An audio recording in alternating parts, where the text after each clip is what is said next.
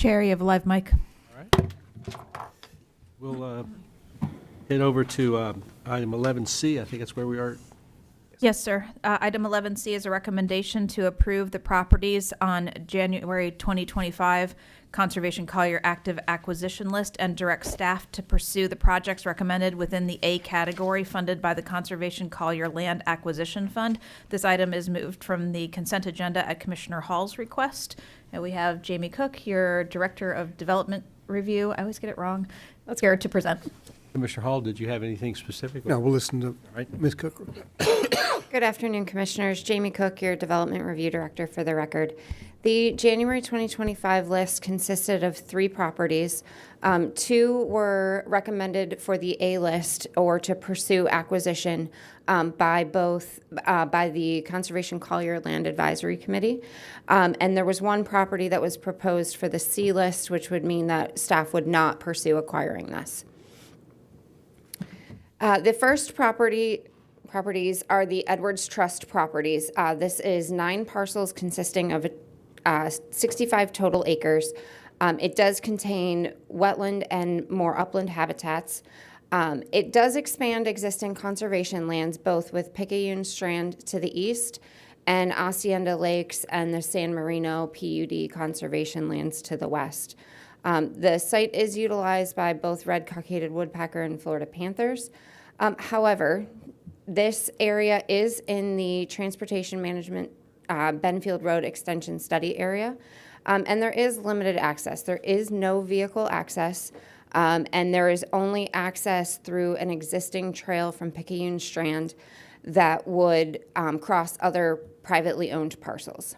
Management activities for these parcels, which, by the way, are shown in red on that map below, would include some cabbage palm thinning, restoration, as well as exotic removal. The Golden Land Partners is adjacent to the Edwards Trust parcels. It's shown in yellow on the map on the bottom of the screen. It is 20 acres. It is entirely wetlands. Again, expands existing conservation lands and is utilized by cockaded woodpeckers and the Florida panther.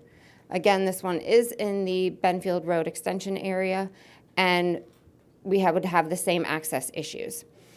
However, this parcel is different from the others in that the first two TDRs have already been stripped from the property, so no development is allowed already.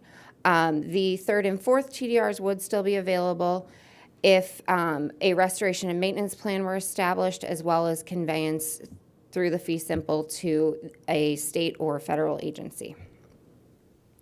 And the 3rd parcel, which was on the C list and is not recommended for acquisition, is adjacent to the Gordon River Greenway in the urban area. It is about 1/3 of an acre of disturbed mangrove habitat. It does provide storm surge protection from the Gordon River, but again, there is limited access, and a parking area off of the Benberry Drive where this is located would not really be feasible. Some of the other concerns and issues are it appears that this site was used as a construction debris site where there's been a lot of debris dumped over the years. So that would require significant cleanup. We did discuss with the owner if he would be interested in doing it, and he declined. He also does have permits to build a single-family home on this property currently.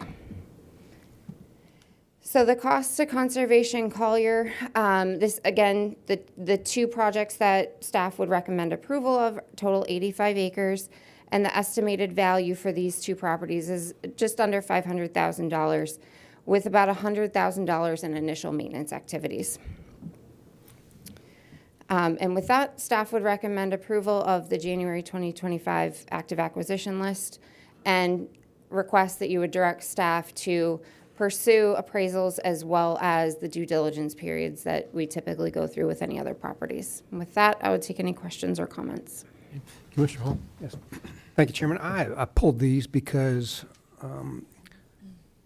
it appears that we're already going to accomplish greatly what we would be doing by spending $500,000 of Conservation Collier money. The Edwards Trust is 65 acres. It's basically landlocked wetlands, but the Gordon the other property was 20 acres. TDRs have been stripped. It's not, two of them have, half of them have been. It's landlocked as well. There's no public access. And, CLAC recommended them. They clicked the boxes on them, but they were so low. I think that we're basically accomplishing really what we want to accomplish with these properties without having to spend additional money or incur further expense in perpetuity with our Conservation Collier Fund. So I would recommend not going forward with these two properties. If there's any other discussion.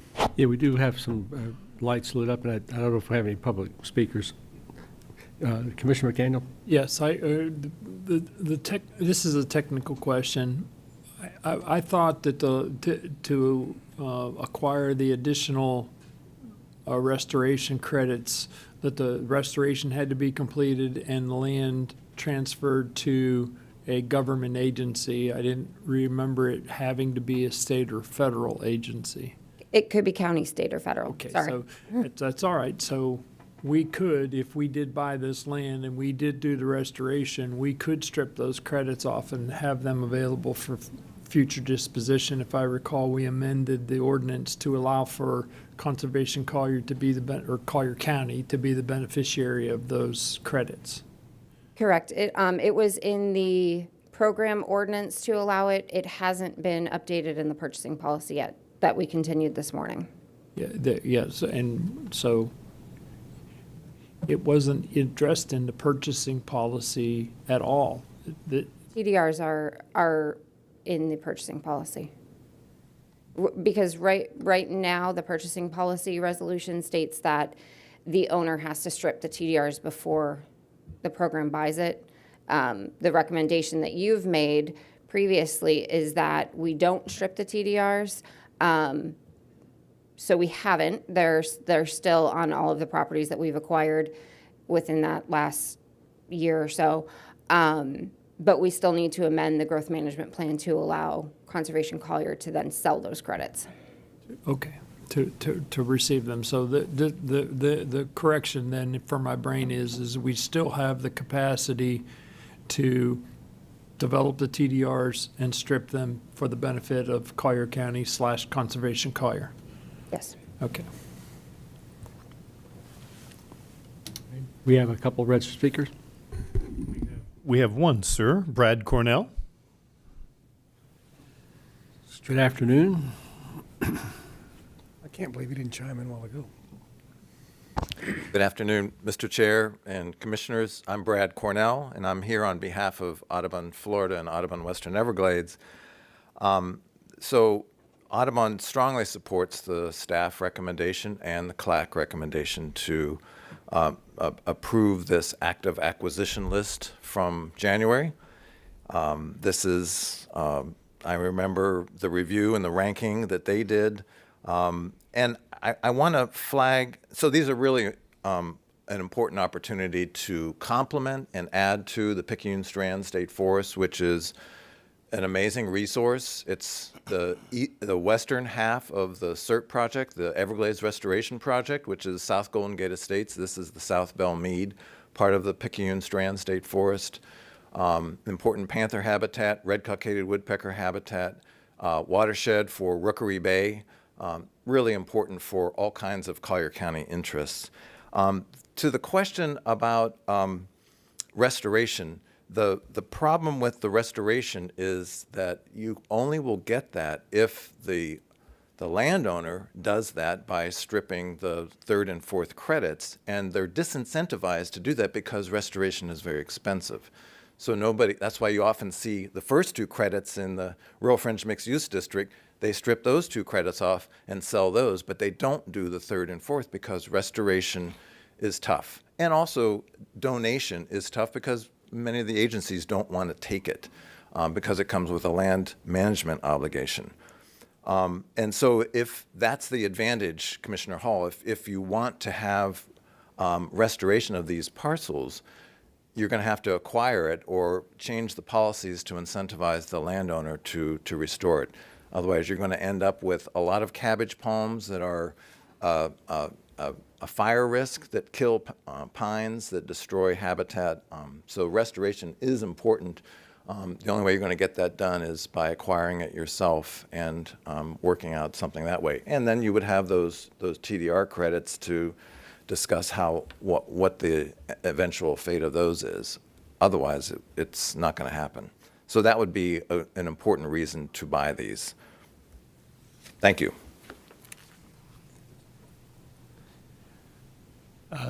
Nobody else is lit up, so no other speakers. Any other comments? I'm just going to make one. I have been supporting the CLAC and their recommendations, and I'm going to continue to do so. So I'm going to support the acquisition. Can I just note that this doesn't actually acquire the properties? This just allows staff to move forward with the appraisals and the due diligence. I'm assuming that ultimately it'll lead to that. That's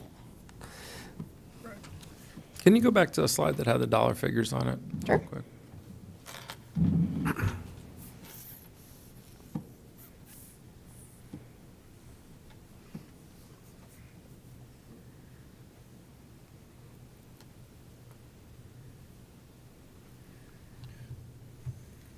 Commissioner LaCastro, anything else? I guess I just would have one question. When you have on that one slide when it says no development is possible, and which is there's always a way, but you're the way it sits now, and maybe this is a hypothetical. Then why would we buy it? Because we buy property to preserve it in perpetuity, and if that property preserves itself, it's not going to be built on. So. I want to hear a really good answer to this because I'm in line with Commissioner Saunders when stuff comes to us as a recommendation. And like you said, it's just moving forward. It's not necessarily purchasing it. We assume it's going to come to us with all the positive type things, but it's not a foregone conclusion.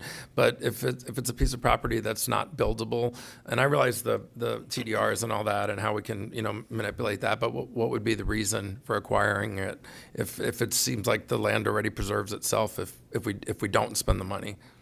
So a couple things. This is in the Rural Fringe Sending District area, which the sending area is designated and I don't know the word, but it's designated so that conservation agencies buy those lands and keep them in conservation forever. The other thing, as Brad mentioned, that this area is just east of a lot of development, Hacienda Lakes, the Camus development, that if it isn't maintained, there is the potential for more wildfire risks on those properties, that staff would be maintaining those properties better than if they're left in a natural Just leave state. it. Okay, no, that's fair. That's what I wanted to hear, something like that. So, I'm supportive of purchasing both these properties. All right, we're ready for a motion. I'll make a motion to approve. I'll second. Any further discussion? All in favor of the motion signify by saying aye. Aye. All opposed? Me. All right. Passes 4-1. Commissioners, that brings us to item 11D, formerly 16A15. This is a recommendation to approve the properties on the February 2025 Conservation Collier active acquisition list and direct staff to pursue the projects recommended within the A category funded by Conservation Collier Land Acquisition Fund. This item was also moved at Commissioner Hall's request. Mr. Hall. I pulled this one because there was one of the properties that I took exception to, and that was the Lucarelli property.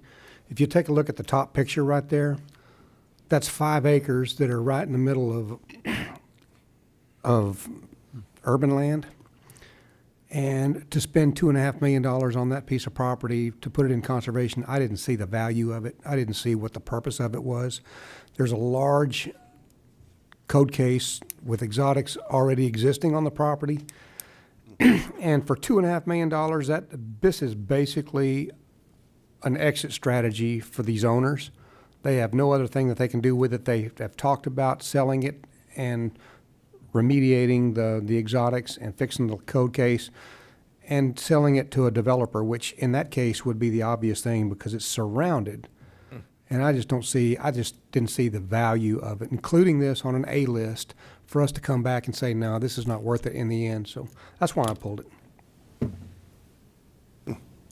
Any comments? No, the commissioner is absolutely right. There's been an existing code case since 2018 for exotics on this property. They have also been through 4 reviews for a subdivision plan to develop 8 single-family homes on this lot. So there's a multitude of development options on this property other than just conservation. However, again, they did apply to the program. It does meet the criteria of the program. So it was brought forward to the CLAC and ultimately to you. Any public comment? Yes, Brad Cornell. Never get through a whole year about it. Good afternoon, again, Commissioners, Mr. Chair. Brad Cornell with Audubon. I share your skepticism about this parcel because of its the context of the urban place that it is, but you'll also notice that it's adjacent to conservation easements and some waterways. And I want to make a point that Conservation Collier's role in Collier County has some purposes that no other agency is going to pursue. You're not going to see the federal government come in after this, or the state government, Florida Forever. Nobody wants this except for possibly Conservation Collier. And the reason it's got value is, think about Hurricane Ian just a couple of years ago. And what we lack is a place to put stormwater and in urban areas. And so there's a really, whether you're talking about the East Coast or our coast, or even in Central Florida, where they suffered some significant flooding in urbanized areas that they did not realize they had built in floodplains. You need to have a place to put stormwater. That's the value of this parcel, because it's in the midst of urban development. It's a place to put water that's not in people's houses. So I know it's expensive. It does give you some pause, but that, if I may suggest, that would be the value of places like this in an urban setting. Is that a proper function of Conservation Collier? I mean, I think not as an engineering strategy for stormwater, but as a natural, they call it nature-based solutions, where you use natural wetlands. Yes, restore that, get rid of the exotics, but keep the capacity for storing rainwater, precipitation naturally, the way wetlands normally do. They cleanse the water and they hold the water, attenuate it, so that it's not running off immediately into people's streets and houses and those kind of situations. Nature-based solution is the term. Commissioner LaCastro. Thank you, Chairman. Ms. Cook, I was surprised this one was on the A list. I mean, what's the big thing that we're missing here? The pros are, in my opinion, kind of thin. I mean, that, you know, I hear what Mr. Cornell says, but I can't imagine that this one little plot saves this whole area. And I know he's not exactly saying that, from flooding, that sort of thing. But is there something that we're missing, or is one of the pros a really strong pro that I'm missing? Because you can always say aquifer recharge, stormwater storage. I mean, you could probably almost call any piece of land that as a pro. And from what we hear, the woodpeckers everywhere, the panthers everywhere. You know, that's not the case here. But what is there something that we're missing that is a stronger pro than maybe what we're seeing on this slide? I would say that going back to, we have 8 criteria that we look at when we look at properties: native vegetation, listed species, stormwater recharge, opportunities for the public. This does meet the habitat. It does meet the ability for stormwater storage, and it also is within the target protection area of being an urban area preserve. So that's why it was brought forward. Okay.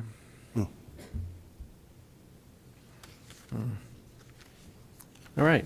Commissioner McDaniel, I'm sorry. Yes, my question is, are we agreeing to pay these monies for these properties now, or is this authorizing you to go forward and negotiate with the purchasers? This is the same, where we would go get appraisals and do due diligence and then move forward to make offers. This is not a set purchase price.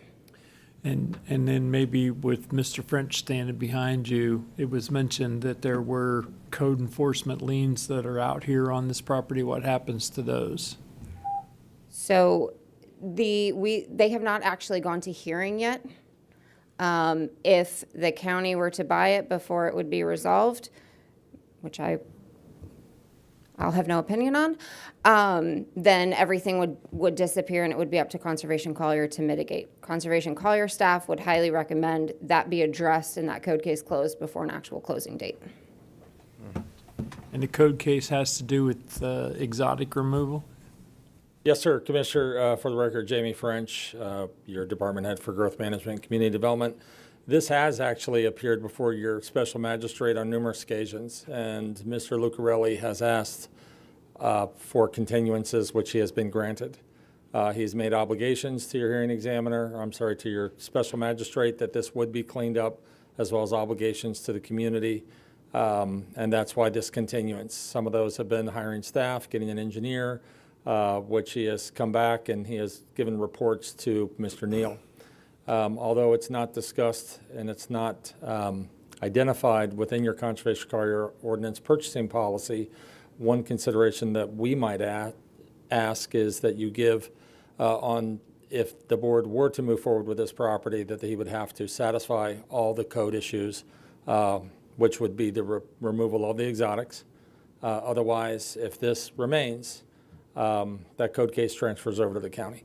My question in regard to the exotic removal, it was my understanding that a private property owner wasn't required to do exotic removal unless they were coming forward with a development order. That would be in the estates, in your estate sub-district, you're absolutely right. But when you have development that is within 250 feet, we have this throughout the county. And in many cases, this is where we would work with the sheriff's office to disrupt homeless activity.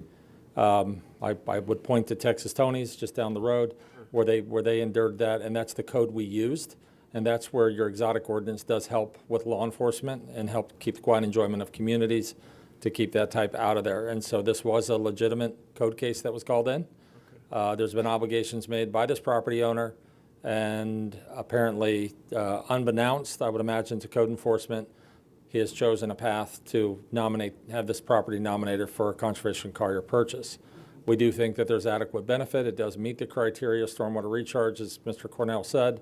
As your floodplain administrator, I would totally agree with that. But with these hardwoods and the exotics that are in there now, it would not perform in the ideal fashion as a conservation easement that was well maintained. Commissioner Caldwell.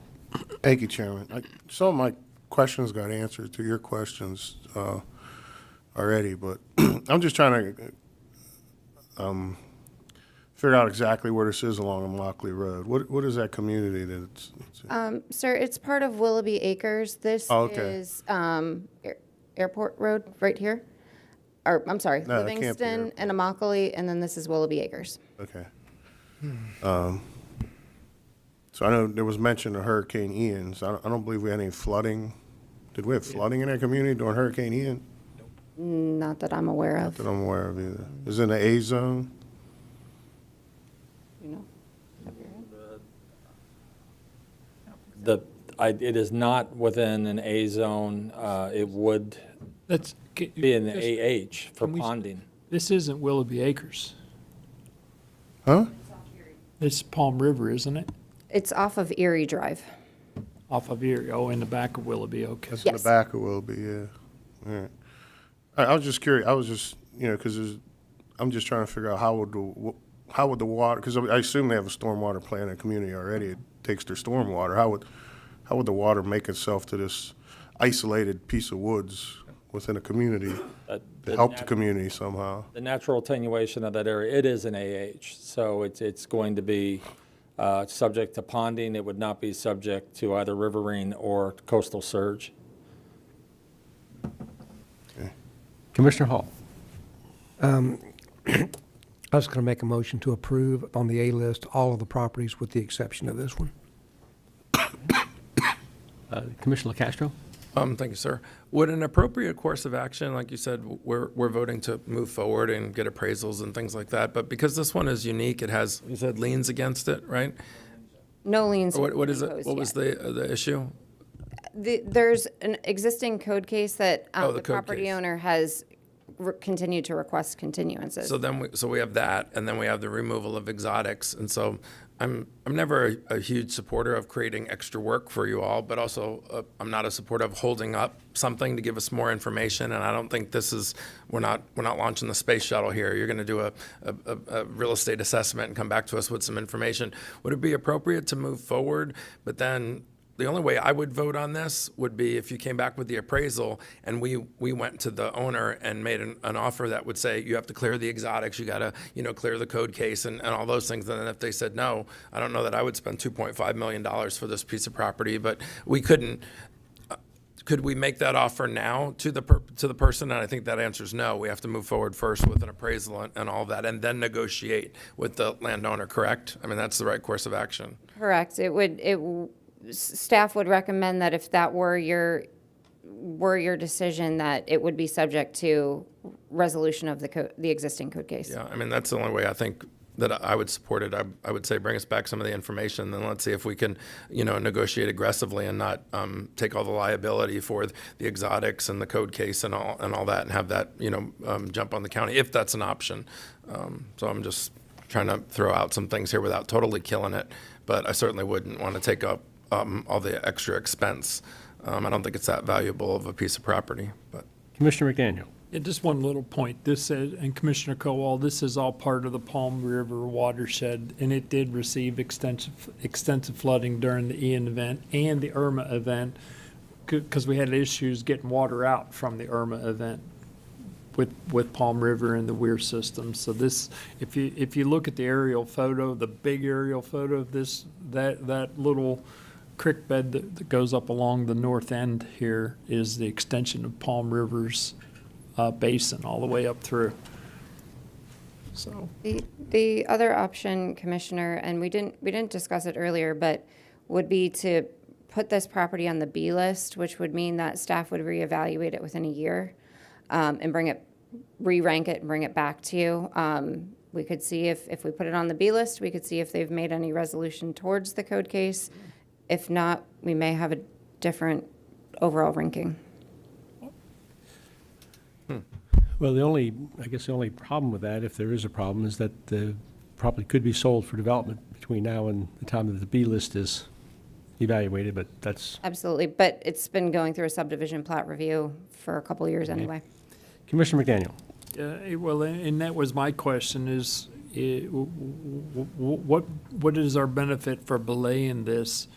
If we do move forward, we still will have an opportunity to review all of the extenuating circumstances and make a decision as to whether or not we wish to proceed with the transaction based upon everything that you've just outlined. Correct? Yes, absolutely. Yep. So, All right. Anybody else? Any additional speakers? We just had one. All right, so we have, I'm not sure if there was, I think it was a motion to approve the whole list with the exception of the Lucarelli property. There has not been a second to that motion yet. If there is no I'll second. second it. All right, we have a motion and a second to approve the list with the exception of the Lucarelli property. We're going to call for the vote on that. If that vote fails, we'll take another motion. All in favor signify by saying aye. Aye. All opposed? Aye. That motion fails 2-3. Is there another motion? I'll make a motion. All right, we have a motion to approve the whole list. You want to make the motion and I'll second it? No, go ahead, you got the floor. We'll make a motion to approve the list as presented. All right, I'll second that. Any further discussion? I'll just say when this comes back, the aggressive negotiation would be something I definitely would be looking for. Absolutely. Yeah. If it really has the water management type or stormwater management value, you're going to have to do some convincing on that. So, all right, we have a motion in the second. I don't believe we voted on that. We haven't voted yet. All in favor of the motion signify by saying aye. Aye. All opposed? Aye. That passes. Did anybody 3 change to their mind? I came close. Come back with a deal. Come back with a deal, Jamie. Come back with a deal. Thank you. I got 2 houses on Johnny Cake, didn't get a drop of water. All right. Street staff. Ms. Patterson. Commissioners, that brings us to item 15, Staff and Commission General Communications. Item 15A is public comments on general topics not on the current or future agenda by individuals not already heard during previous public comments in this meeting. I have no additional comments at this time. Very good. That brings us to item 15C, Staff and Commission General Communications. We do have a workshop scheduled for the first Tuesday in June. We've confirmed that with each of your aides. It'll be a shared workshop between mental health in the morning, and then we'll start the AUIR, and we may be able to get it done by lunchtime. Otherwise, we have the afternoon reserved for the AUIR. And with that, I have nothing else. County Attorney? Nothing else. Commissioner Kowal. Thank you, Chairman. I would just like to thank you, gentlemen sitting on the board up here with me, in brainstorming and I think making a much stronger ordinance than the original one that I presented. So I think with the language changes and things like that, it did shore it up a little bit more. But I do appreciate you guys' support. So. Did a good job. Yes, you did. I do have one thing that I want to bring up. It came to my attention that the military museum was not going to get to go into the building that we wanted it to. And I can explain what the situation is there. I know. I understand what the situation is about with the funding and the appropriations and the limitation of a museum versus a veteran service center. But we have 30,000 veterans in Collier County, and they have some amazing artifacts. I mean, stuff that dates back to the Spanish-American War. So did everybody get the email from Joe Algers? Okay. When I got the email, I thought, dadgum, we have got to work this out. So I had a thought, and I talked to the county attorney and the county manager yesterday about it, and my thought was, what if we put the military museum in that building with TDC funds? And then when and if we ever get ready for the veteran services, we can put them in there like we were going to. And in the meantime, because it would take so long to do that, and that doesn't fix their immediate end of the year problem, we could allow them some space at the museum over here to exhibit their stuff and function for 2 years until we get that building over there in Golden Gate ready, and then they could move over there on a permanent basis. And I thought that might be a win-win situation for them and for us. And Commissioner Saunders, you probably know a whole lot more about that. Well, let's talk about that particular building for just a moment. Structurally, it's sound, but it's going to, I think the estimate is probably going to cost $6 or $8 or $9 million to get it into a position where it can be occupied. If the board wants to use TDC funds for all of that, I mean, I don't know that anybody would complain. That would eliminate any potential of getting any federal money. That would be the only thing. In terms of the potential for federal money, we cannot commit to space for a museum in there if we're going to use federal money. Mario Diaz-Balart, Congressman Diaz-Balart has put into will be putting into the next budget a request for $9 million. He already did that for this year, but as you know, the Congress went with a continuing resolution. They went back to the 2024 budget, which did not include our $9 million. So we're going to be delayed, I would guess, another year before we really know if we have federal funding. But I think if we're not careful, we would eliminate that potential. But if the board wants to put the museum in there, we can certainly do that. And I'm not sure what you'd want to do with all of the other office space that would be available there. There's more space there than the museum would need. It's about 17,000 square feet. And Mr. Mullins is back there. He knows all of the details. But the thought was that there would be all the offices for all the veteran service organizations and for the county's veterans operations. And that would take up the bulk of the building. But then there would be an open area where different things could be placed. You know, if we could fix the building, if we could put it in there with tourism money, showing it that it benefits tourists, And then if we don't have to rely on federal funds, then that's savings to the American taxpayer. For the record, John Mullinger, Director of Communications, Government, and Public Affairs. To the chair's point, the Veterans Community Center, as rebranded during this process, does provide space for some different veterans organizations that we had been surveying over the last several months. Those include not only our own Veterans Services Division, but also Home Base of Southwest Florida, the Naples Vet Center, who I think may have met with another one of our commissioners about some needed space, Gulf Coast Veterans and Friends, and the Warrior Homes of Collier County. So the thought was trying to put all of these services in one-stop shop location for veterans to make it easier for them to coordinate all the different benefits and programs that are available to them. So whether or not you want to use this space for the museum using TDT or use this space for the Veterans Service Center, or Veterans Community Center, apologize, which the commissioner's correct. We're at least 6 months away from another federal budget being adopted if they're on time. And the last few years, they've not come close. So it could be closer to a year before we have the $6 to $9 million available. And as you noted, there are close to 30,000 veterans in the community, and right now there is no central place for them to go to access services.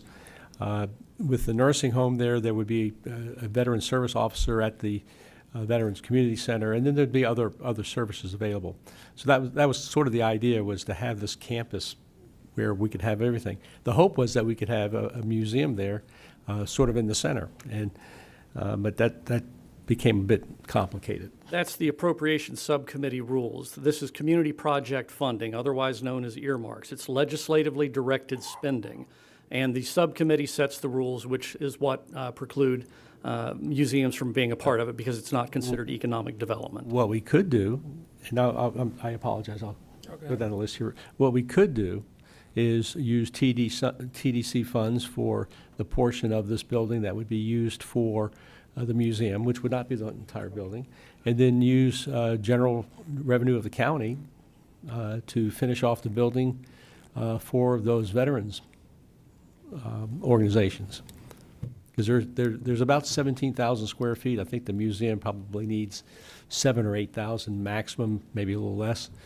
And yes, that square footage depends upon whether or not you complete the second floor. I think it goes between 14 and 17,000 square feet, depending upon that component. Yeah. So there are options, but we'd be digging into the general revenue. Commissioner Castro. Thank you, Chairman. Regardless of what kind of money that we use for the Veteran Community Center, and if it does or doesn't fit the museum, whether it's tourist dollars or not, they need a home now. And a lot of the emails that I saw you, John, and even Ms. Patterson offered them space here at the government center footprint, and it wasn't optimum, and it didn't give them 20,000 square feet. But all the emails I was seeing was, "Hey, we're being thrown out of the airport. We need a place like yesterday." And then I saw answers to those emails from you all, and then I saw emails then more from that group, because then they got all salivating about the big museum that was going to be built. And there's many ways that pie can be cut, but it's not going to be done today. We could figure out some unique ways of funding, and we've just heard a few. But for the space right now, I thought we had offered them something that at least allowed them to maybe display their most valuable items and at least have something on display while we worked out the uniqueness of the money. And I think we've all brainstormed a couple of different possibilities that I think we would all support. But what happened to the footprint that we offered them to at least move now? We had and we still look at options for them to try to accommodate them. One of them was the facility at Freedom Park. Of course, because it is Freedom Park, it has the First Responders Memorial, it has the Freedom Memorial there. There's a natural synergy and topical alignment between what they would be offering as a museum and what's already there on that location. It would also provide us the opportunity to maybe move some of the items that we have here on campus to that location. The only problem is that facility, those grounds of that park were also paid for with Florida's Community Trust Fund money, which in the agreement says we cannot lease that space to a private sector entity, which means they would have to become part of the museum system. Now, that was one thing that they had approached us with at the outset too, was what were the steps to become part of the county museum system? And we led them through those, and to your point, it looked like it was going in a positive direction, but then the tides turned. Not exactly sure why. And now we're looking at other ways to accommodate them, potentially with the actual museum here on the main complex, which was not constructed with Florida Communities Trust funds, which means there are no strings attached. I actually think that's the priority right now, and to try to encourage them to take the keys to that space, whether it's perfect or not. They need an interim place now that, nothing's going to be built I think at the Veterans Center, but like I said, I saw a couple of emails and then it seemed like they stopped talking about it. And keep in mind, part of their issue is a lot of the stuff that they have in storage too, which has never really been part of this conversation because we don't really have the space to take care of all their wares that they have in storage units and other hangars at the airport. But part of the complication, Commissioner Castro, with that concept was that in order to be part of the museum system, they would have to provide to the county in the form of ownership those materials that the county would determine would be appropriate for a museum. And so they didn't want to give up control over the inventory. They had to do that for even the space that was here? No. No. Only at Freedom Park. Right. So that's I agree that's why that fell out. But we did have some square footage right here within walking distance of this building, and I'm wondering why that fell out. Because as you just said, John, they didn't have to go through all those gyrations. Well, because there was initially a lot of interest from the representatives of the Naples Military Museum in Freedom Park. We've actually submitted a land management plan proposal to FDEP that administers the Florida Communities Trust program to get permission to have a military museum on those grounds should we wish to. So we're still doing all of that due diligence to have that option available, but we only did so because of their sincere interest at the outset. If we refunded the state grant, I'm not sure how much that is, but then that would eliminate all of the roadblocks. Upwards of $12 million. Oh, no. 12? Yes, ma'am. Commissioner, I hate to interrupt, but last week I was at a presentation of the Airport Authority Director, and he openly committed that they had the space at the airport for as long as they wanted it. So I mean, that was just him verbally, obviously, but maybe that's why you're no longer seeing the letters. He definitely committed to the audience that, no, the veterans are good at the airport. So I don't know how recently you checked with them, but I just want to say that came straight from the director. I think part of the problem is they only have, I think, 800 square feet there, so it's doesn't do much for Do them. we have more than 800 square feet? And what we were offering them on the footprint here was more, wasn't it? Yes, it would be more here. It would be about 1,400 square feet if it was at Freedom Park, internally in the building. And I guess that would just give you a little more time than if they have the existing. Well, Commissioner Castro had mentioned the potential for here on our museum here on this parcel, on this site. What's the story there? So we have over in the museum, we have the room where we hold trainings and different things. The idea, and then it has a little gallery in the back. The idea was to allow them to use that space. We would give it up for our exhibits and other things and allow them there. It also would allow them potentially to use some of the grounds around there as well. We have a beautiful underutilized garden in the back where we have some train and some other things, as well as the tank that's there. So there may be a way to integrate things in over there and possibly attract more people over to that museum. How big is that space? If I had to ballpark it, we measured, I think, the gallery component at one point to see if it was an option. I think it was around 600 square feet. If I had to ballpark the other part, I'd say it was an additional maybe 1,200 square feet. So I'm thinking 1,800 to 2,000 square feet maybe. And that's napkin math. That would be a nice, yeah. I mean, Mr. Chairman, if I can, if I may. So those were the numbers that I think you had given me, John, when I was talking to them, sort of like one-on-one, trying to work a deal. And then they got very excited about the vet center, but got out ahead of the headlights is what I actually told them. I said, listen, you're speeding. And not only did I love the option that you offered them here because it didn't come with all the strings of Freedom Park, but also, too, they by their own admission, a move would help them sort of go through all their inventory.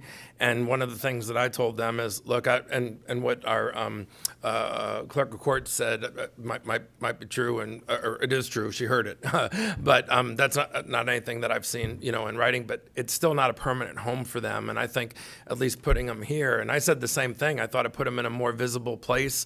There's a lot of people that don't even know there's a backside of that airport unless you're using it. But then, in my final sentence, I said, guys, it's more square footage than you have now, and I bet you the move would help you shake the dust off of some things that maybe aren't as displayable as you think, and you'd get a better feel for what you really have, to display. So, I thought that was the winner. Maybe we need to re-engage with them and say, hey, for the interim, we might be able to do some magical stuff with money, but it's not going to happen today. And the offer of what's on the footprint here, hey, bring over what fits, we'll make it work, and then at least you have a home closer to the county, a more visible spot, and then we'll continue to brainstorm, unique funding and for some possible space, eventually at the Veterans Community Center. That was, my thought. I think we should reoffer that and try to convince them to take that, because I think it's the best interim option. Commissioner McDaniel. Yes, just as a point, this issue with the Veterans Museum's been going on since I became a county commissioner, and they started getting squeezed at the Naples Airport and that facility. And as an organization, their leadership changes, and so then their direction changes. And I don't think any of us can argue how important having a military museum or a veterans museum is for our community, but I just want to caution us with these potential discussions of TDC money funding up a veterans museum. I think there are real complications if we start moving them over to the veterans nursing home facility and our capacity to receive federal money. There is legislation going on in Tallahassee right now that hopefully will allow us to manage the TDT revenues for the benefit of the whole community, and offsetting ad valorem expenses and maintenance and capital expenses and all kinds of nifty things. So I would caution us at this stage to stay put. I'm really happy with this particular site here at campus. The tank is over there. It was donated by one of my friend's fathers to the county. It is a nice, happy home without a lot of management, without a lot of fuss. And then as evolution transpires, Collier County has 5 museums already that we're attending. So adding another one into the mix is not, I don't think, an appropriate discussion for us to be having right now. Okay, so it sounds like, Commissioner Caldwell. Thank you, Chairman. I was under the same impression. I knew there was a lot of strings, especially with the federal funding coming from the D.C. And then, of course, the park down on Goodlet, or not Goodlet. Yeah, I guess it would be Goodlet. So I thought for sure they're already coming here. I don't know why I thought this was a good fit for them here on campus and for what they have right now. And I know a little history because I went down there and I talked to the director of the airport and a few things. And what happens every time they remodel another section of the terminal, they keep squeezing them smaller and smaller and smaller. Like right now, they're like in this little cubicle basically, and everything's just shoved in there. You can barely get around. But I told them they need to start taking things a little bit more seriously. They probably need to think about getting like one individual, like a curator or something, that actually can look at their inventory, see what they have, and they can, like Commissioner LaCastro said, you don't need 500 uniforms of, desert fatigues or something. You find one or two that are unique. You have them as display items. They have tons of stuff in storage, just duplicate of things. So I think that gives them a little more legitimacy if they have somebody like that. And I also told them, I says, the board, I says, what you need to do is research Collier County's military history. Our airport was a training facility for the Army Air Corps. They trained there, and before they gave the airport over to this county in 1971, that was a military base. And if you can get more on the lines you start on the base of what our military history here is in Collier County, then you feed off of that. then it gives you a little more legitimacy to be part of the county government while you occupy a space here. And I don't know if they're going to take these recommendations, but I think that would make it an easier pill for the community to swallow, to see that, there is a history of military activity here in Collier County. There is, inhabitant part of our system here. Not necessarily saying we absorb it, but, while they occupy our property, I think it would be a good idea. I think the consensus is that let's see if we can move them into the museum here. That's close to 1,400 square feet with some outdoor space. That may be, That would have been Freedom Park. no, We're talking 2,000 you meant square feet here on campus. 2,000. Oh, okay. I thought you said, yeah, I'm sorry. Okay. So that's even more better. Yeah, it's just a whole lot more better. So I think the consensus is we'd like to see them move into our space, the 2,000 square feet, which should be sufficient. That way, and we have someone who can curate those types of things as well. Well, to Commissioner Kowal's point, the museum does have standards for things that are allowed into the museum setting. And one of the things that we were looking at, should they have been acquired by the county museum system, was bringing on an actual professional museum curator that has experience in military history, because the commissioner is correct. These things really do have to have a little bit of a nexus to Collier County itself. So that museum curator would be going through a lot of their wares over there, seeing what is appropriate to be placed here, whether it be Freedom Park or on this campus, as part of the museum display. Do you need anything else from us to move forward? No, Thank- we'll chat with the military museum folks and we can update you. Yeah, thank you, Commissioner Hall, for bringing that up. Commissioner McDaniel. Yes, sir. Number one, I want to we had a discussion today about the floor area ratio that's currently set by our LDC at 0.5. How do y'all feel about making a move to 0.6 on ALFs alone? I don't want to do it on all development, but just for assisted living facilities, because that seems to be the trend. You feel okay about giving staff direction to look into that and amend our... Blanket approval, is that what you're saying? Yeah, blanket approval. I mean, amend the LDC. It's not a blanket approval, but it's an amendment to the LDC. What was shared with me was the trend is 0.6 FAR, and it's been the case, and to not have to require the deviations and such. If you're okay with that, carry on. Number two, I learned of another deficiency in our land development code with the notice processes for agriculturally zoned lands. Agriculturally zoned land only requires 1,000-foot lineal foot notice to property owners of a use change. We have a big one coming up in May, I think is when it's coming to us, out off of Sable Palm Road, fairly large subdivision that's in your district. And it's an orange grove that's being converted. The request is for close to 400 units, and they only had to notify 1,000 feet in each direction from where it is on a single-use road with a lot of people between them and 951. And so my suggestion is we ran into this in Golden Gate Estates. When I first came into office, it was 500 feet, and that required 2 property owners, maybe. And then we went to a quarter mile, half mile, now it's a mile ring. So my suggestion is we go to that mile ring across the board with rezones, conditional uses, and use changes, just to better edify the community as to what the neighborhood's planning on doing. Specifically on that one on Sable Palm, you know how folks are. If you live out towards 951, you go to 951, go to the store, you come back, you go home. You don't ride down Sable Palm for fun. And so the sign was posted legally out on the front of the property, but nobody even knew about it. Planning Commission meeting, NIM meetings were held. Nobody showed up, and now everybody's showing up. So my suggestion is we elevate everything for a notice process to a mile ring. We go with that. Okay. Then Mr. Posey's jumping out of his seat. like he doesn't have anything else to do. Mike Posey, zoning manager.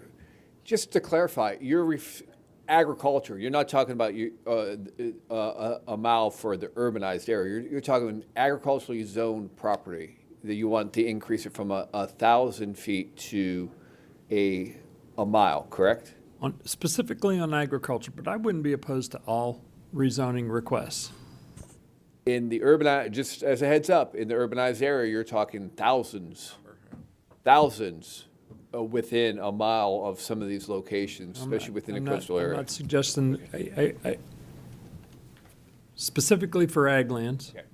We have already done it for a state zone property. I'm trying to weigh the benefits to the notification to the neighborhood of a use change in relationship to the expense for the developer. Because that notice process is an expense to the developer to let the world know they're changing something from A to B. And I haven't ascertained whether the public benefit of the increased notice is worth it for us, but I'd like that to be explored, but minimally on agriculturally zoned lands, that be extended to a mile. We may give consideration to it on everything. It could be very voluminous, but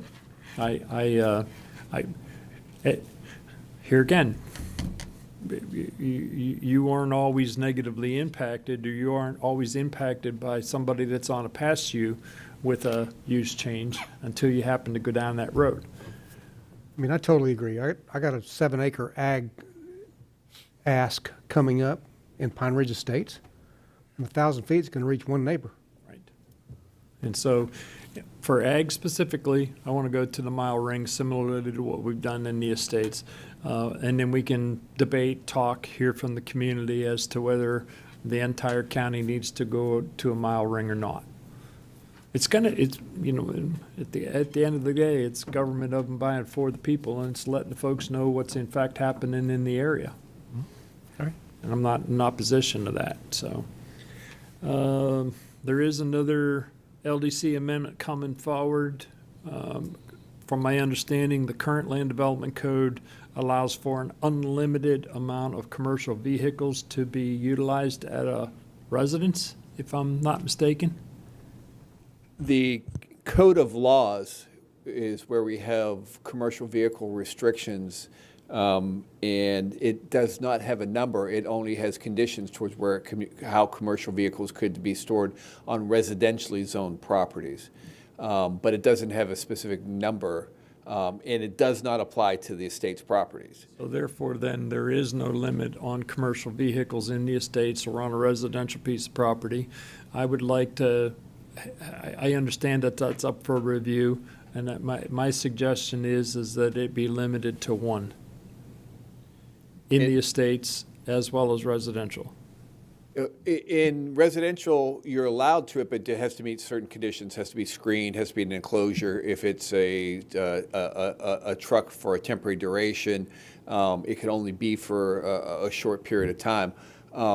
So you want the limitation of commercial vehicles to be one per lot. So that would mean if you had a roofing company that you're in the urbanized area, you're in Pine Ridge subdivision, and you had a roofing company, they could only have one commercial truck at that location. Correct. So they couldn't there couldn't be two trucks there to do the roof install. Well, if they're coming to a house to do a job, I'm talking about being utilized. So you want an exception for active? Forgive me for my tone of voice, sir. You misinterpreted where I was going. What's happening is I'm not trying to limit 10 commercial vehicles going to his neighbor's house to fix the roof, but because they're only, I'm pointing at you, Chris, because you're in Pine Ridge. Well, they can't do that in Gray Oaks. But I'm not talking about the action of coming to a property and doing work. I'm talking about the utilization of a residential home for a commercial storage facility and or to and from for operation of a business. Okay, so you want And this is when you construct regulations, as you know, you got to make sure that all these exceptions that you're thinking about have to be expressed to people who are writing them, so we can understand what the intent was. So this is for, say, a take-home vehicle, Right. correct? So this would exclude, this would exclude home improvements, or this limitation wouldn't be imposed upon a parcel that had an active building permit for an improvement. No, absolutely not. This has to do with the utilization of a residential property for a commercial operation to utilize to and from commercial vehicles for the business. I keep hearing the term residential, but then I hear estate, because residential and estates are two separate properties. The estates are an ag zoning district and is not considered by our commercial vehicles a residential district. So your request, and we have a restriction upon commercial properties within residential districts. It doesn't have a number, but it just talks about if you do have it, they have to be enclosed, have to be screened, those type of things. I think what you are describing is you want a specific program about commercial take-home vehicles within the estate zoning district. And residential, yes, both. Oh, so you want to you want to open up residential districts as well? Absolutely. Okay. So if a guy has a handyman business with a handyman sign, is that excluded? He can take his home, he can take his truck home. One truck. What if his son works for Aztec Plumbing and he brings his truck home? Better hide it. Oh, Well, I tell you what's generated this, because there's a gentleman in the audience, I think that you may have spoken with, and I have as well. There's like a 2-parcel area in Golden Gate Estates, and a gentleman that has a landscaping business is renting that space to other landscapers to park their trucks overnight. And so at 6 o'clock in the morning, there's a half a dozen or whatever landscaping companies coming out and grabbing their trucks. And of course, that's disruptive. And I think that's what you're trying to get at. You just It's not just landscaping. no. I'm using that as an example. Tim's neighbors there, but in Golden Gate Estates, we have a dump truck driver that buys a house in Golden Gate Estates. He's allowed to bring his dump truck home, or an on-road truck. But then the next thing you know, there's 2 dump trucks. Then there's 4 dump trucks. Then there's 2 on-road trucks. Then there's a shop being built. Then there's maintenance being done. And then you have an industrial operation transpiring in a neighborhood that was never intended to be an industrial use. And it is everywhere, especially the further east you go. And so this may sound, and we can sit here and pick this apart all we want. I'm looking to come up with some limitations to provide for the property owner to be able to utilize their commercial vehicles. And Commissioner Kowal, what are you going to do with the son that works for a different company? And those are, in my mind, special exceptions. What I'm looking to do is protect the neighborhoods that we in fact have that are residential, even though Mr. Bosey sits there and argues with me that the estates aren't residential. It's agricultural with an estate overlay on top of it, which has a residential component. I like case by case. No? No, the estates is a zoning district. It's not an overlay. It's a zoning district. It's a zoning district within the agricultural zoning district. Correct, but it is a residential The zoning. primary purpose is for low-density, single-family residential development with limited agricultural activities. Okay, so the limitation is 1 truck. But you're allowed to have a business on your property in the estates, as long as you don't service more than 1 person at a time on the property at any one given time, right? You're allowed to have a home occupation within any of our residential zoning districts. So if that's 4 roofing trucks and you have a warehouse in the back, I mean, that can exist, right, the way it is now? The way that it's currently. No customers are coming to the property to purchase or exchange, but he keeps his roofing materials, his tools in his workshop. He has 3 or 4 trucks, and they go out to work every day from there. Is that allowed? I'm asking him if that's something that's allowed now. Can I make a suggestion, Mr. Chair? Sure. I would like to give direction to staff to make the amendments as we are not debate it today. This has to be. I wasn't this has to debating, I was come asking through. for my own information, that's all. I understand, but this is going to come back to us. And rather than us, I mean, you can certainly ask all the questions that you want. I didn't mean to take an enormous amount of time. I would like to put the limitation of one commercial vehicle on the residents. And we can still debate that when it comes back to us. If you all think it needs to be 5. So, Mr. Bosey and Commissioner McDaniel, I think, correct me if I'm wrong, but I think this is what you're trying to accomplish, because I've had the same conversations. You have some homeowners or property owners, sometimes there's not even a house on the property, but you have some property owners that are parking their commercial vehicles in the estates, and they have multiple vehicles. It's not just their vehicles, it's other people's vehicles.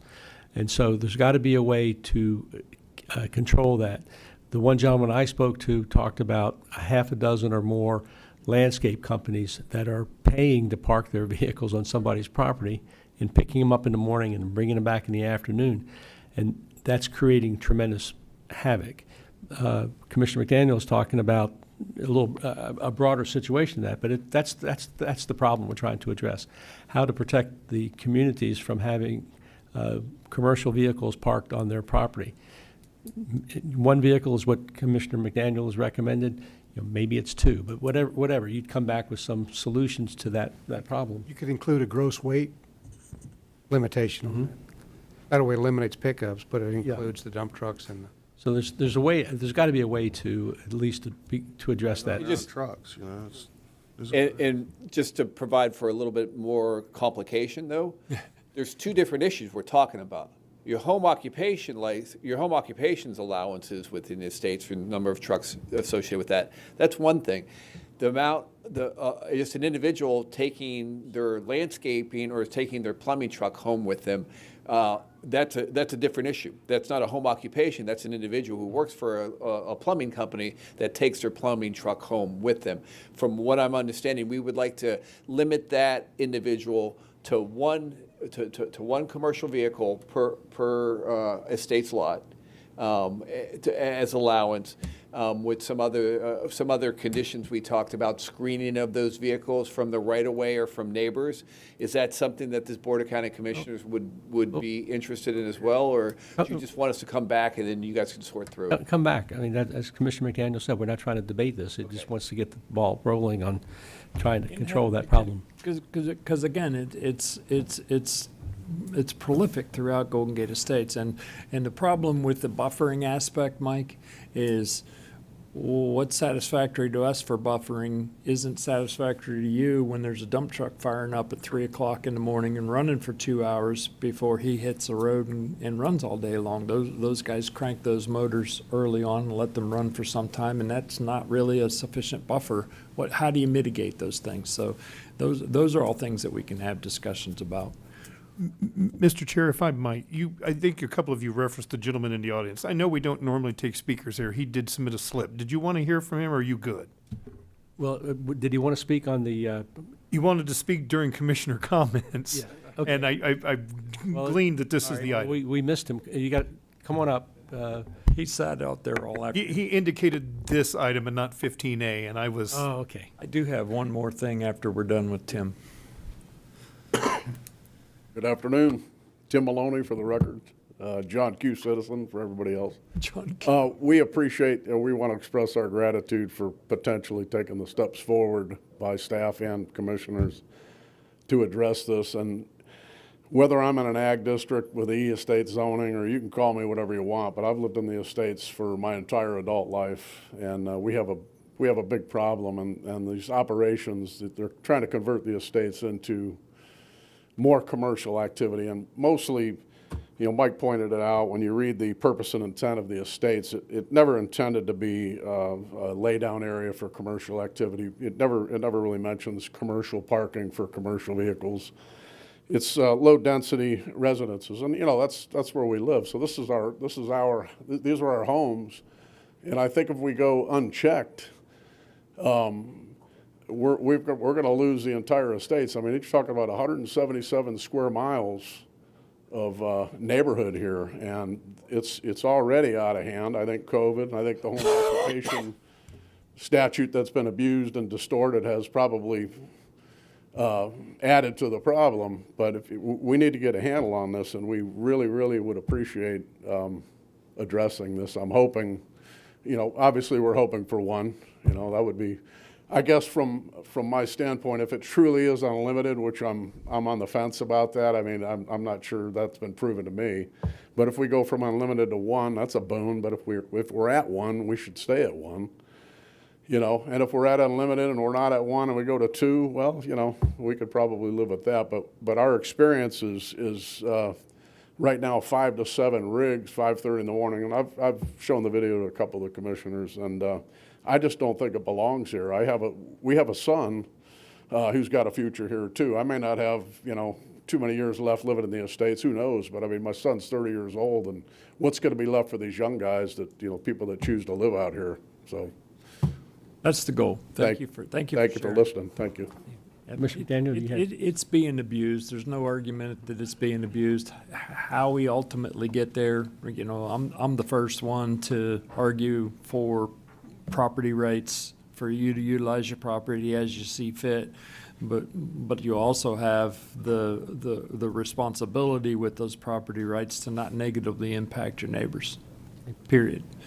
So last but not least, and this is for us to have a chat about, you don't know this is coming as of yet, and so I'd like to maybe engage with the county manager, and that is our staff, at least my staff, my executive coordinators received an email from AHR that seems to be a minute cumbersome with regard to time calculations, so on and so forth, and I would like for this board to be able to necessarily, and I don't know how we're going to manage this. This just came to me, I think, yesterday, and so not our executive assistance coordinators don't work 9 to 5. They don't work 8 to 5. They don't punch in. They don't punch out. They work all of the time, and I foresee an opportunity for me to have to be signing off on the timesheet where I have no clue about what it is that I'm actually theoretically ratifying. I gave my assistant some very sage advice. You did? Well, sure. And that advice was just ignore it, which she is doing. I was told that there was a system change over at HR.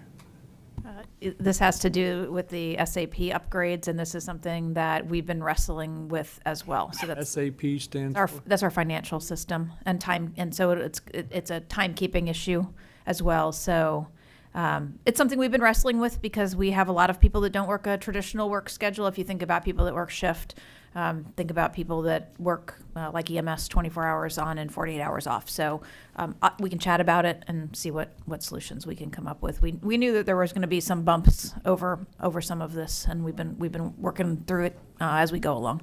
When I started doing a little bit of exploration, and that's quite sage advice, Commissioner Saunders, but I saw a potentiality where a superior was maybe having to sign off on something that could put that superior and or the employee in a liable position.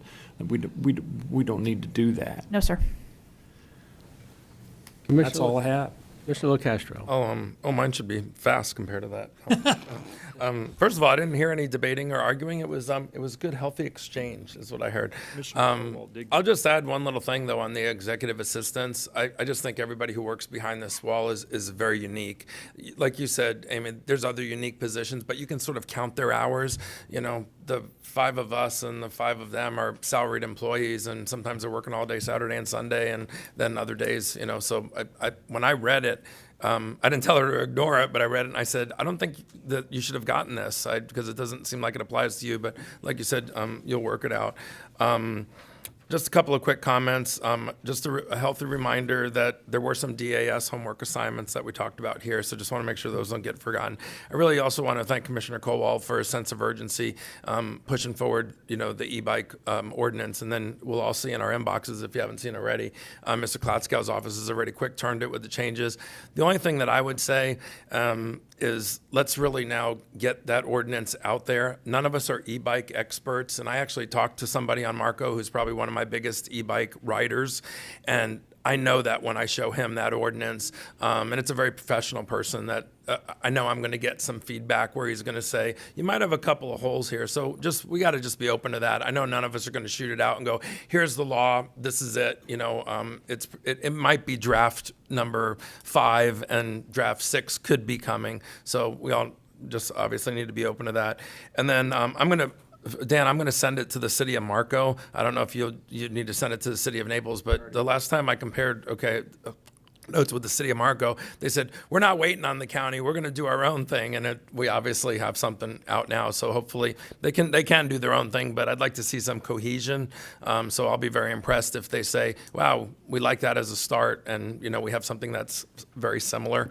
And then lastly, I always like to use this time to, thank people where thanks are due. And Jamie French and Jamie Cook, and they also represent a whole bunch of people whose names I don't have written down here, but there's just been heroic efforts at Keck-Sambis and at the 951 boat ramp. Heroic efforts working with the city of Marco and catching a few stones and some spears, but doing it so professionally and marching forward. So I just wanted to go on record. They already know that I can't thank them enough. Last night, the two Jamies were at the Marco City Council meeting, and I think just by your presence, it made it a valuable, minimal discussion, because it shows that we're not just operating on autopilot and doing our own thing, and we're trying to be as cooperative as possible. And, I've had to work with the two of you, and then, like I said, I know you rely on some other teams, but thank you so much for all the work that you've done behind the scenes and how responsive you've been to me, so I could be responsive to my constituents when it came to Keck-Sambis 951 and a few other things.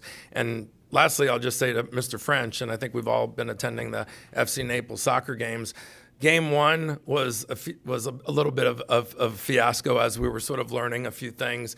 But, now it is such a polished event, people getting in and out. And Jamie, I know that, you went over there as sort of our field general and sort of directed the traffic with the staff there and really took charge.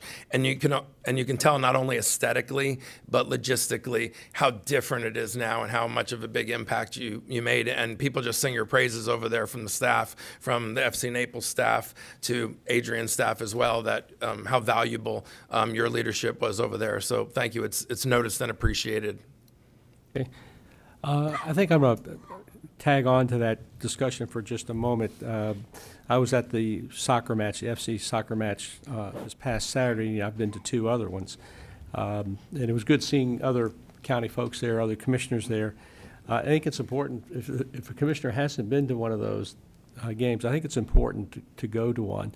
There's going to be another one, I think, on Saturday night, and it's really a nice experience. You see 3,000 or 4,000 people having a really good time. All the kids are having a great time. It is really a nice operation out there, and that is to be credited to our staff, because, as you said, Commissioner LaCastro, the first night was maybe a little rough, lessons learned, but leading up to that first night, there were some problems at the park in terms of just needing cleanup, needing new vegetation, new painting, things like that. So the park is in tip-top shape. It's absolutely beautiful. And so if you get a chance, if you haven't been out there for a soccer match, try to get out there on Saturday and just witness that. In addition, there's another company that's having a huge soccer tournament in Collier County. I think they're using all of Collier County soccer fields for this. Literally thousands of people are going to be involved in that, plus all the facilities at Paradise. So Hunden Partners, this board directed staff to have Hunden Partners freshen up their pro forma, their proposal that went back when we first started developing this park. They've issued their preliminary findings presentation that's available. I assume the manager has that if anybody wants to take a look at it. This first report deals with facilities, and they're going to come out in the next week or two with some information about what, if the park is continued to be developed, what the financial situation would be in terms of different types of tournaments. I've been meeting with all of the stakeholders. I say all the stakeholders, I'm sure I've missed a few, but I've been having a fairly large group meeting with me to go over issues dealing with how to improve operations, how to make things a little smoother. I think that we've gotten a lot of good information, and I'm going to be coming back to the board starting in May, but the first couple meetings, the first meeting, second meeting of May, with some information about the facility and the reports. And it would be nice if you're able to, if you haven't been to a soccer match, it'd be nice if you could see one, or just make sure to be out there this Saturday, isn't it, during the day when there are literally thousands of people out there enjoying that. So I don't have anything else. Commissioner Hall? Our next meeting, I'm going to get to fly to San Antonio and receive an award on behalf of Collier County from Tyler, from the Resource X people. So I will not be at this meeting. We're not going to handle any big land issues, so. I don't know what the agenda's going to look like, but the manager's very, very accommodating if we're not going to be able to make meetings. Yep, so we'll leave it to the applicant, but we had scheduled for that meeting NC squared, so we'll reach out to them and see if they want to push that land use to the second meeting in May. Is there, you're going to be out in San Antonio, that's 3 hours, or is it 2 hours time difference? I guess 2 hours. It's just an hour difference. Just an hour. An hour. If we set that for a time certain, would you want to? I don't care if NC Naples gets continued. It just If we set it for time, sir, I'm traveling back that day. Yeah. So I don't know if I'm going to be on the airplane or not. Yeah. Okay. My only thought, I mean, it was Commissioner Hall that had the issues with NC squared, and I certainly, even though. All right. Well, and the folks at NC Square know how to count to 4. They do. So they're going to want Commissioner Hall to be here. I doubt that they're going to object to a continuance. I would imagine that they'll be Well, that's amenable. true. That's true. All right. If there's nothing else,